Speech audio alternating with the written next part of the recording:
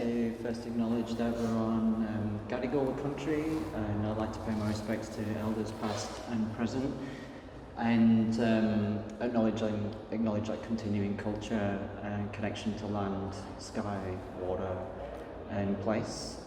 And yeah, so this artist installation or exhibition, whatever you want to call it, I guess. Drawing. In a way. Drawing, yes. Here at Drawspace, it's a non-for-profit organisation that encourages a different way of thinking about drawing, you know, experimental drawing. And this is a really nice example of what drawing could be. So maybe when we think of drawing, we can think of it as the obvious, more traditional methodologies of pen on paper or pencil on paper. But with this particular installation and this exhibition, we're using tape to form lines and subsequently give a real spatial dimension to the artwork. So my name is Richard Briggs. I'm Briony Barr. Yeah. And yeah, I tend to think of this as expanded drawing, or I guess you'd call it installation-based drawing or spatial drawing or something like that, or experimental drawing, but definitely it's drawing, and I feel like drawing is at the heart of both, you know, my practice and Richard's practice in different ways. And maybe I'll just talk a little bit about like how the project came about. Yeah. So Richard didn't, we have a lot of shared aspects of our practice, but we didn't know one another until June this year, when Richard, who's part of the board of Drawspace, invited me to propose something for this gallery space. And so I'll just sort of speak about where I'm coming from. So I have a couple of long-term projects that involve drawing with tape, and usually some collaborative drawing, and that involve groups of people. Some know one another, some don't, and usually there's some kind of rule system. Now the rule system might be quite a tight rule system, or it might be quite a loose one and almost have no rules at all, but involves some kind of spatial drawing with a set of parameters that, you know, maybe people are responding to or using in some way to build a structure over time. So, and have sort of some long-term series with that kind of work, and it's a lot of it connects to the idea of thinking about the world in terms of systems, systems thinking, structure over time, and how patterns form over time in a system.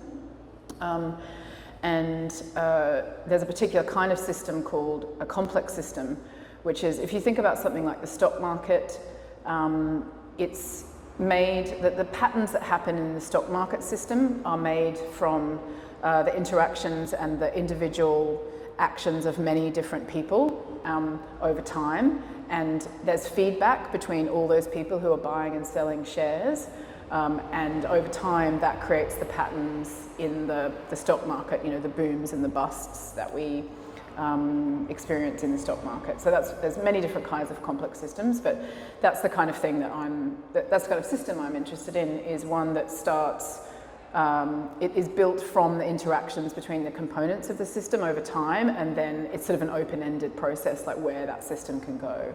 So this drawing really has that same kind of quality to it, and when Richard sort of created this opportunity to propose an idea, that is what informed what I propose, this interest in running an open system and setting a drawing in motion that would then be added to by the Drawspace community and whoever came in, and so that's sort of what I brought to this idea.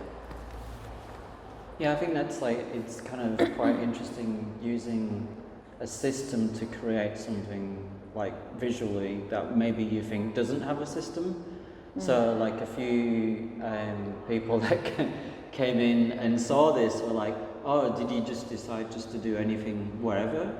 And then when we explained the whole idea about the artwork, about using systems to create this, what's actually here, there's an element of surprise to like, oh, okay, it looks like you've just sort of I'm just going to put some tape here, and put some tape here, and put some tape here. And a little, to a certain extent, that has been what happened, but within a framework. Yeah, but like kind of interesting, like, and we've had quite a few conversations about this collectively as artists. It's always really interesting giving over control to. So in a way, we've designed a framework for community to work within. So we're inviting community into this space to contribute to the artwork.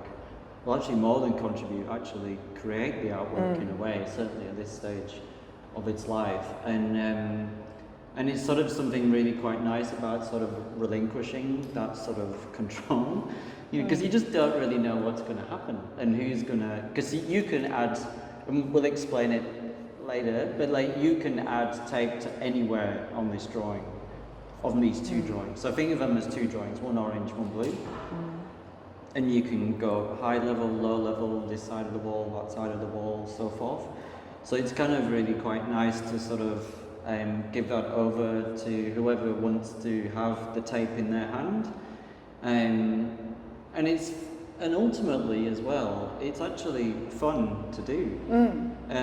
Which is, when we think of drawing, sometimes it can be quite, I don't know, serious in a way. And it's sort of nice to sort of give over, like, there's still a serious part to it. But it's sort of like, it's nice to sort of have that element of, it's really low tech. It's just tape. And you just put tape on the wall, and it's temporary. It's not permanent. Imagine if you were doing this with paint or something. It'd be quite intimidating, I think. Almost petrifying, maybe. I don't think you'd get the same level of participation. So there's a real sort of low techness to it in a way that sort of creates a really good opportunity for community members to come in and do work and follow this guideline and this framework that we've created.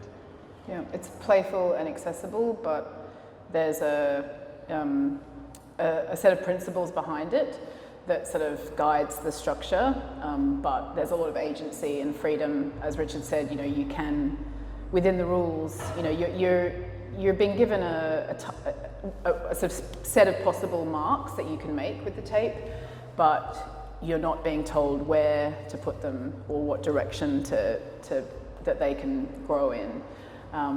So yeah, there's a lot of freedom and play within the structure that we've set up. But I mean, on the sort of nuts and bolts level, there's a deck of cards that we've created that have a set of rules within them, and so there's a sort of chance element of what card you pick. And most of the cards, about 70% of the cards, they ask you to add tape to the structure, and then 30% of the cards get you to remove tape from the structure. So there's a simultaneous growth and deconstruction happening. For the first few days, we didn't do any deconstruction because we wanted the system to grow, but from here on in, and at the opening as well, we did have undrawing, which we call undrawing cards as part of the sort of deck of cards. So when anyone comes in, they can pull one card and follow the instruction, and then do nothing more, or you might stay for a long time and pull many cards depending on what you want to do. And Richard and I have exclusively worked on each of these drawings. So Richard is orange and I'm blue, but anyone else who joins the process is allowed to move between and progress either of the drawings. And yeah. I mean, very kindly, Tenacious Tapes have supplied all of these tapes. So we acquired 5,000 meters, no, 7,500 meters worth of tape from Tenacious Tape. Is that just the blue and the yellow, or was that the? Oh, sorry, the blue and the orange, or is that the blue yellow? and orange is 5,000 meters. Okay. So if you think of that, that's a lot of tape. That's a lot of tape. So, and so they've been so kind to sponsor this, I guess, this exhibition in supplying that tape. Yeah. And But the really nice, and we talked a lot about the colours of the tape as well, like, you know, what colours would go well with the space, what colours would go well together. Because I guess from a visual graphic point of view, we wanted this to be sort of quite sort of strong and quite sort of striking, but also work with the space as well. You know, we've got these really beautiful white walls and this grey concrete floor. So it was kind of interesting to sort of go through that process. And then I don't know how we decided who was orange, who was blue, but maybe our outfits kind of give it away. I think in your practice, you know, you use tape, and often you do use blue tape. Yeah. Not exactly this shade, Yeah.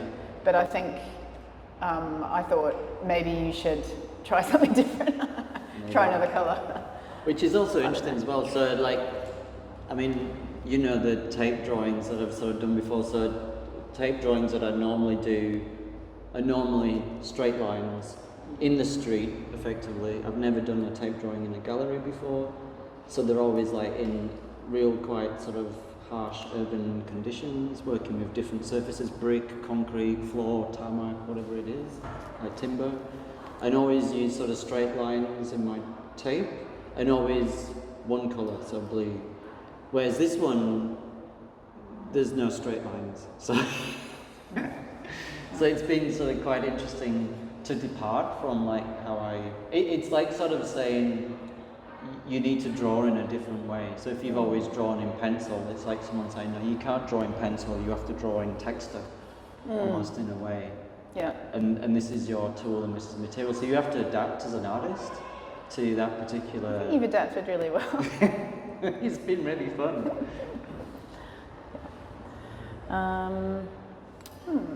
Has anyone got any questions? Yeah. We spoke about certain principles, and you know, you talked about adding and removing tape. Are there sort of other principles that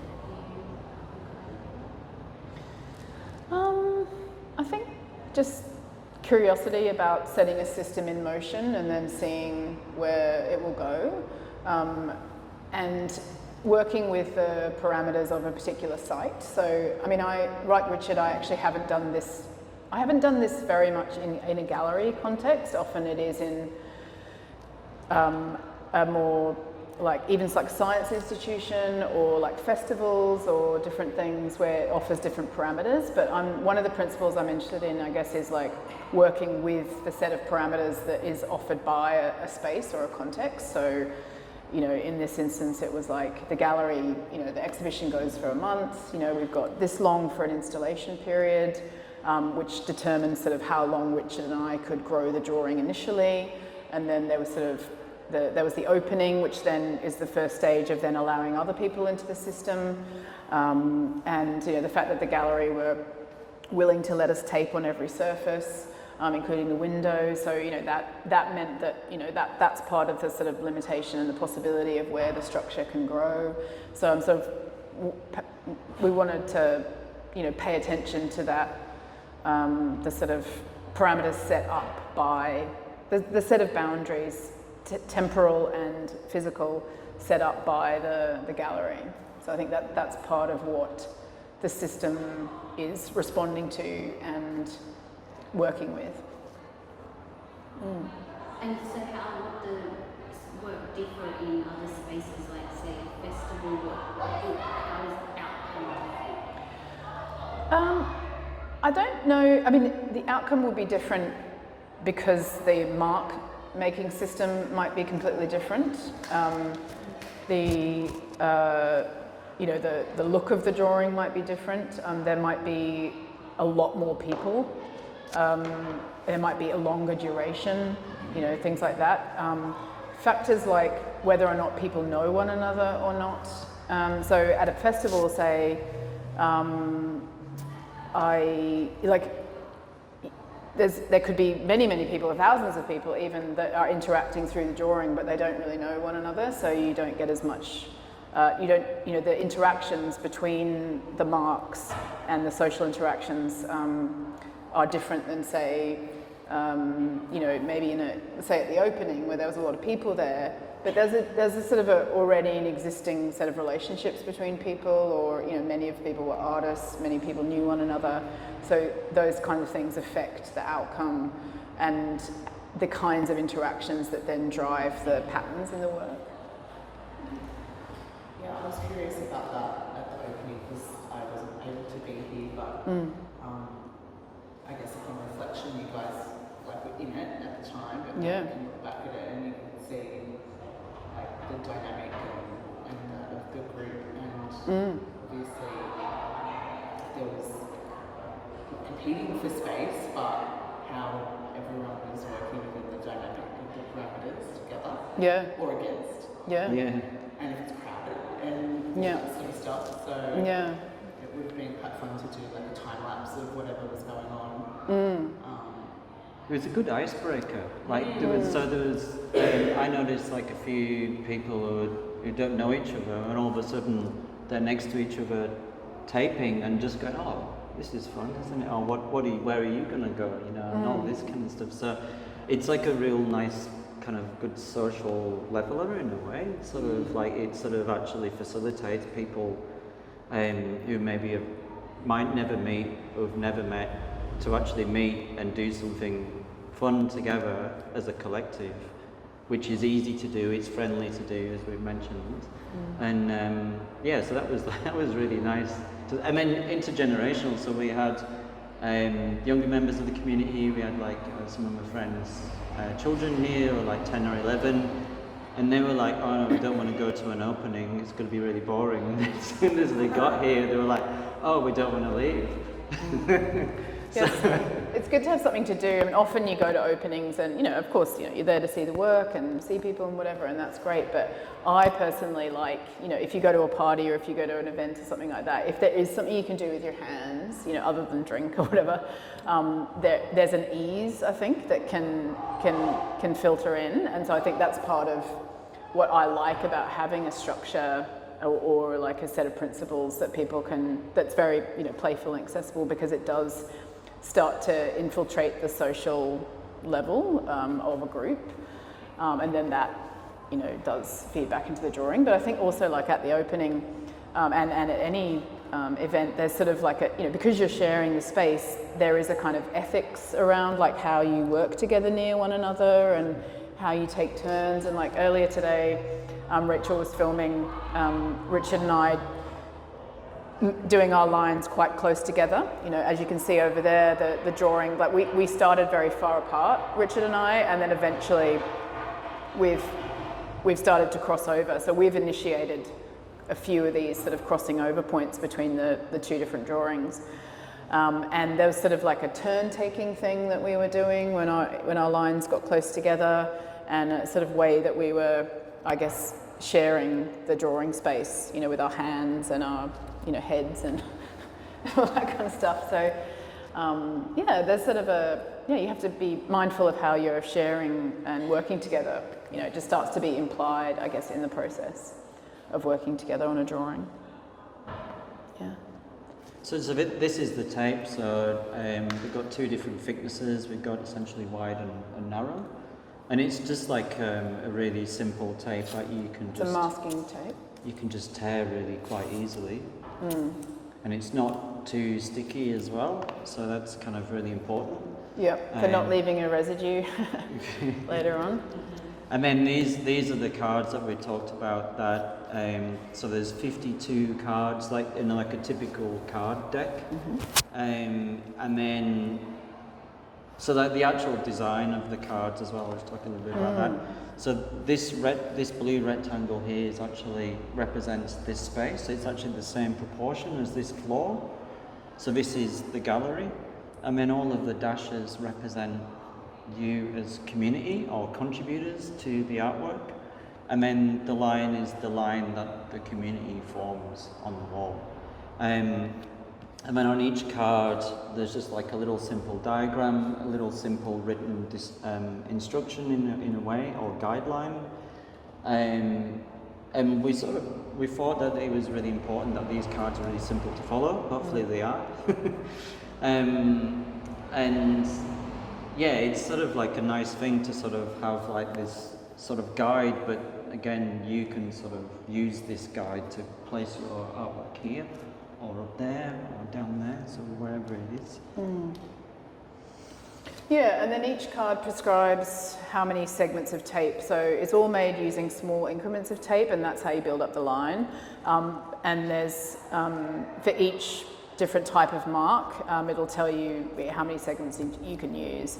So the numbers are pretty low because we knew that not everyone is going to be as into taping as we are.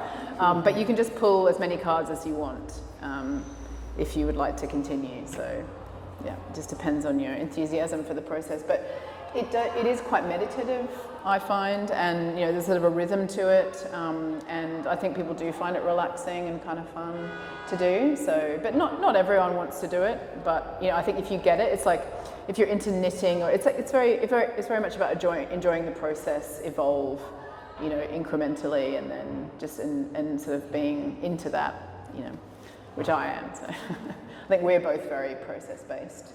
Yeah. And I think actually, just when you've talked about the cards, Richard's coming from an architecture background as well as being an artist, and I think for you, your work with community in the way that you do in your practice is sort of related to mine but different. And the fact that you've chose, because you really designed the back, connecting to the space by having this image and these dimensions, and then having the marks represent community. I feel like that's a really nice connection to the way you work, because your work is really, through your drawing, you're often specifically connecting to a particular community in a different way to me, and also to place. So that speaks to those two things and the way that you use drawing. Yeah, and it's sort of like, yeah, as Carla, you'll know, it's when we first met at the with the cart in Marrickville. So like normally I'm doing my work out in the street, and that's how you connect to place and community. And then sort of here, it's not in the street, it's in a contained sort of environment. So then how do you still connect with community? You bring community into the space, you make it a safe place, you make it an accessible, friendly space, friendly process, easy process, low-tech process, fun process as well. So then that's sort of how, with this particular project, there's still that real embodiment in connecting with place, because people come from places, they travel from different places to come here, and connect with like sort of the community in that way. And then the really nice thing about it is that maybe people will come here and enjoy the process, hopefully, and then maybe they go and tell someone else and go, oh, you should go to this gallery. So then you sort of like, that's how you bring community to one spot. Whereas I guess some of my other work is that I'm always going to community, whereas this is like bringing the community to one spot, which is sometimes harder actually. Yeah. Well, when you were outside taping this morning, because some of the lines have actually gone now, actually physically outside the gallery now. And initially we thought, okay, it's all going to be contained, inside the parameters of the gallery, but actually like at the opening, it went outside. And when you were out there this morning taping, it immediately brought people into the gallery because there's, the people who are used to being in galleries, they're fine to come in and maybe participate in this process. But for the people who are walking past who wouldn't ordinarily come into a drawing gallery, something like you being outside or the lines of tape actually going onto the footpath and stuff, I think it actually helps people feel like this is sort of casual enough, or this is okay for me to enter this space even though I'm not like an arts person or something like that by nature. I mean, that's a nice thing about it as well. Yeah. It's like you don't have to be an artist to contribute to the artwork. No. But not everyone feels confident. Yeah. Not everyone knows that. We know that. Yeah. But not everyone else does. That's true. But I think the scale of it as well, like you can see it, even if you never came into the gallery, you can see it changing over time because of the sort of, it's very graphic and the scale of it is very big. So yeah, I think you can still connect with it in some way or observe the system changing if you walk past every day, even if you just do it from outside. Do you want to talk about the sound? Oh yeah, so yeah, do you want to? Yeah. So Briony's knows this composer called Pat Telfer, based in Melbourne, and he put together this really quite cool and incredible soundscape of just using the sound of tape ripping. like... So there's like that sound, and then like, you know, when you sort of like that. So, and he's done this incredible soundscape which sort of puts that sort of sound and those fragments of sound, what do I do with this? Into like a loop, and we'll put it on in a second, and it might drown the sound out of outside, but and it actually. It speeds up and slows down and speeds up and slows down. It actually makes you tape in a different way. You tape faster when it's like... Yeah. Actually, that's one of the principles as well. It's like there's different things, I guess, you can introduce, I suppose, as the artist, that it's not just about what's already there or who happens to be participating. There's also elements that you can bring in to influence, you know. Like if you brought a group in here and gave everyone like 3 shots of coffee, you know, they might... tape differently than if you gave them, I don't know, a big meal or something like that. But the sound, I think, was one of the ways that we were thinking could sort of subtly influence how people felt or the pace at which people moved or things like that. So yeah, he's sort of taken these tape sounds as a layer of the drawing in a way and kind of like extrapolated and expanded on them and iterated them to make this sort of other level of the drawing that's sound based, and yeah, it's a nice accompaniment that may or may not sort of infect you, the kind of decisions you make, or so yeah, we can put that on, and we generally have it playing, in the gallery day to day. So has anyone taped before? Has anyone used masking tape in any form? You used masking tape? Well, it's called duct tape. Oh, duct tape. Duct tape. Yeah. To just put things together. Repair, Yeah. I mean, the performing arts, so on the dance cards. Oh, yeah, right, okay.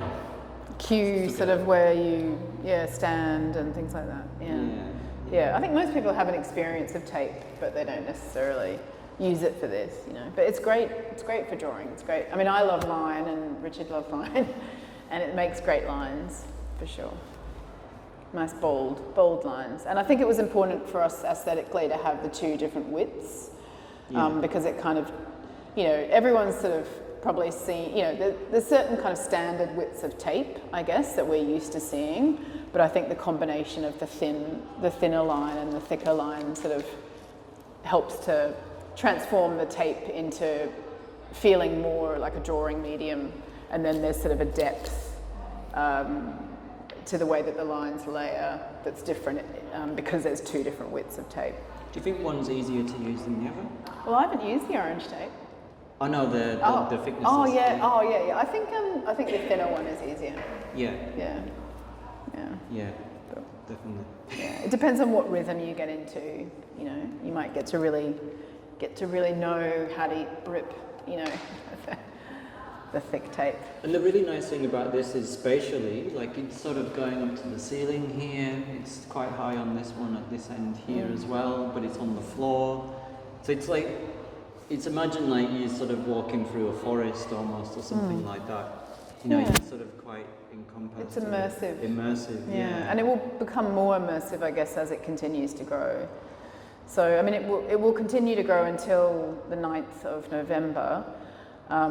Also sort of tempered somewhat by having the undrawing aspect. So this stack, like the stack of tape that's on this plinth right here that you can just see at the top of, every time anyone is asked to remove segments of tape on one of the cards, they add it to this plinth.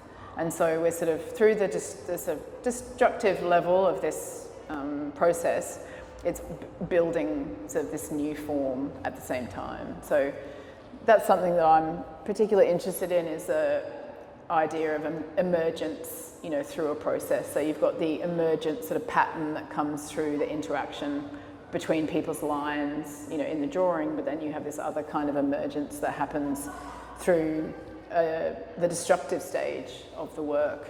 And there's always, so think of it in like it's sort of almost like a biological or physics sort of sense that, you know, there's only so much energy in the world, and, you know, it's being you know, it might live or die, but it's the same amount of energy remains, and it just maybe gets transformed into something else. So there's sort of a cycle of life, I guess, if you will, going on as the exhibition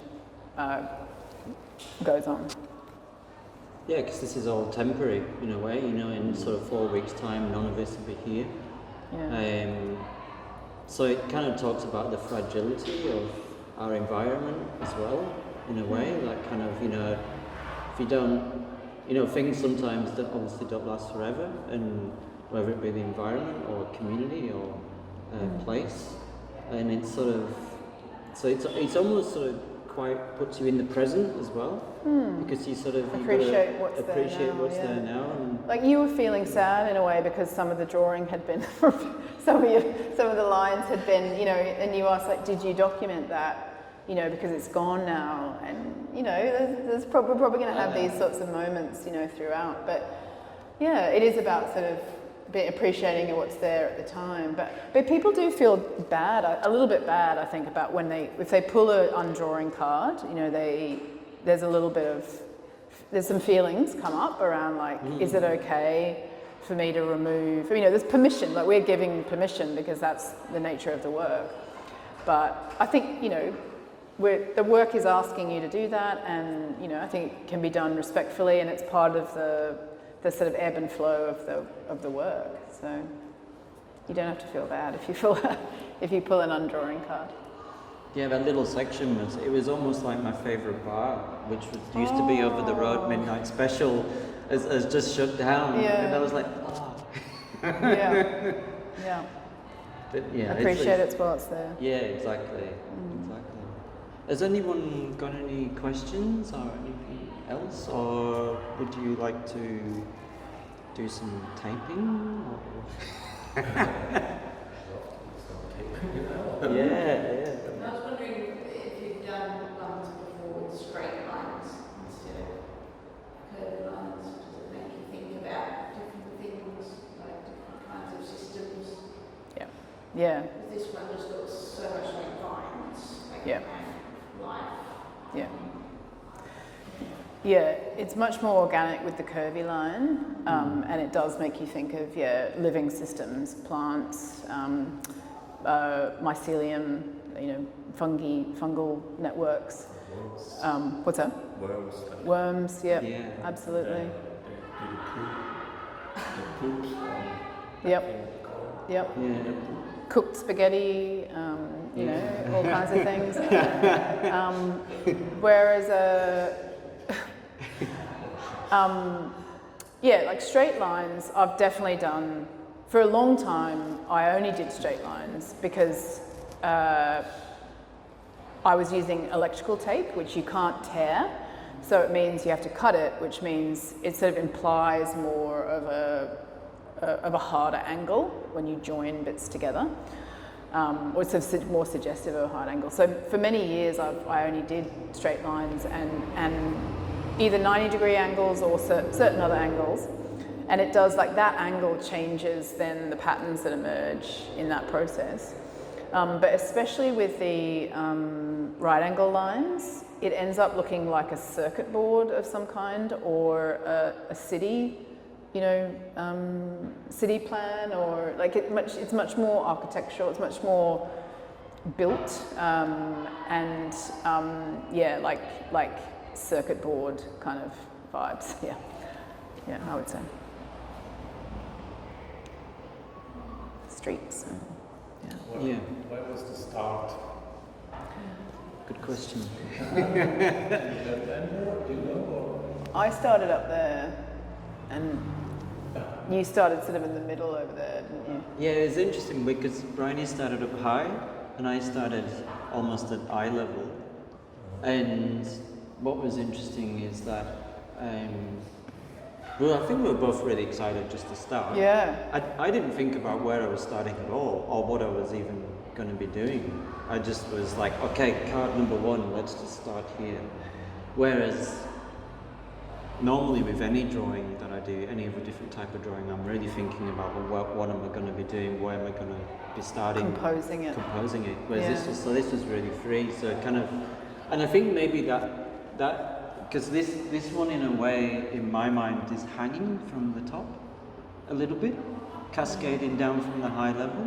Whereas this one is almost sort of emerging and sort of coming out, sort of. Yeah, it feels like it's spreading. It's spreading in a different way than, there is a downward sort of feel.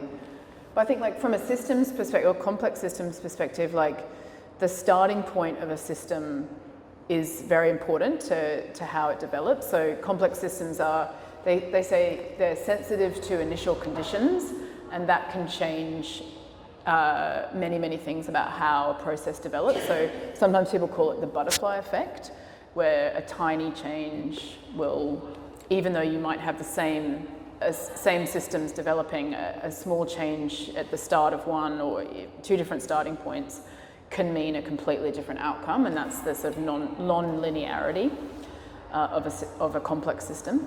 So the fact that I started up high, probably, I wasn't thinking about it at the time, but I think that has influenced me, or at least me at the start. I mean, it's changed a bit, but to have this kind of downward hanging feel, and the fact that you started at eye level, it has influenced the mark making, I think, And this is the first time I've ever drawn like this. Yeah, it really is, yeah. So that's been You just jump right in there. There's no lack of community in here, No. so you're not going to get much beyond sort of arm's reach. You're going to be, arm's reach or floor or window, We'd love to be able to facilitate that, but I guess there's like safety. Were you on a ladder? Yeah. Yeah.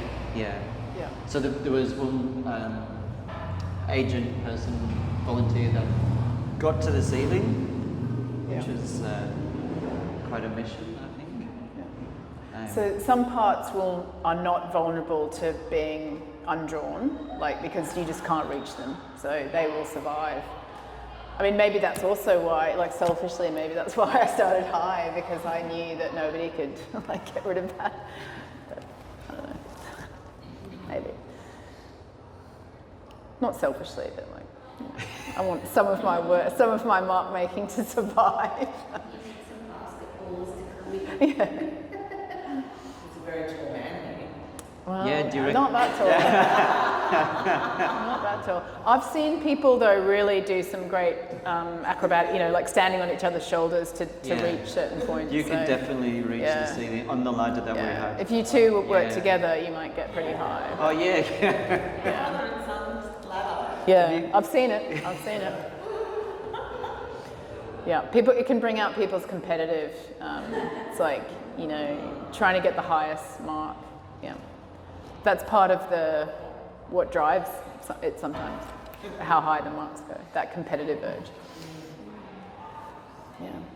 Well, unless anyone else has, you can ask questions as well. We've actually found that it's quite hard to talk and tape at the same time because you're counting. You've got to count your segments. Whereas often with a taping process, it is very, very good for chatting because usually, in my projects, I usually just, people can just go for it. They're not counting segments. But if anyone has any other thoughts or questions while they're taping, obviously we're here to ask. But yeah, unless anyone has anything else, we can turn on the music and you can pull a card. And so just in case you don't know already, there's a few different mark making. So you'll be asked to make a join, a fork, and a fork looks like that at the end of a line. There's just continue a line, where you just literally, any line, you can continue it. There's a join, where you'll join two 2 segments. So, you know, you might make a line from here to here or whatever. And then the other one is branch. So you can form a branch out of anywhere along the line. And it'll tell you how many segments of tape you have, and it'll tell you whether you need to match the width of the tape or whether you can just join thick to thin. And everyone here, you can work on either drawing, but either you're working in orange or you're working in blue. Yeah. So I'll turn on the music and yeah, do some taping. just enjoy it. Thank you. Thank you.